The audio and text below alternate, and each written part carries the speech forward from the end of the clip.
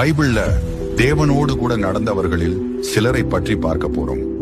நோவா, உலகம் உங்களை எள்ளி நகைத்து சந்தேகப்பட்டாலும் விசுவாசத்தில் நிலைத்திருக்க வேண்டும் என்பதை காட்டுகிறார்.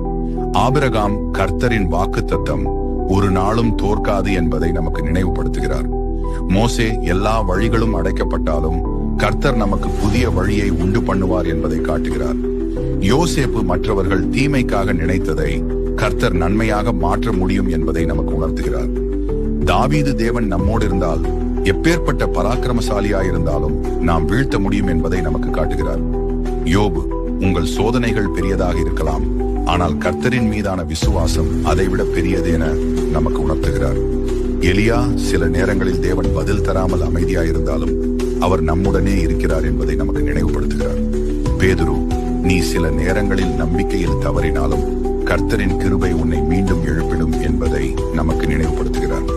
பவுல், உங்கள் கடந்த காலம் உங்களை தீர்மானிக்காது, தேவனின் கிருபை உங்களை புதிதாக உருவாக்கும் என்பதை நமக்கு காட்டுகிறார். உங்க பாஸ்ட்ல என்ன இருந்தாலும் பரவாயில்ல, காட்ஸ் கிரேஸ்ல நீங்க யாராக போறீர்கள் என்பதுதான் முக்கியம். காமெண்ட்ல கிரேஸ் செஞ்சட்மேன்னு எழுதுங்க. மற்றவர்களும் ஆசீர்வதிக்கப்பட இதை அனுப்பு.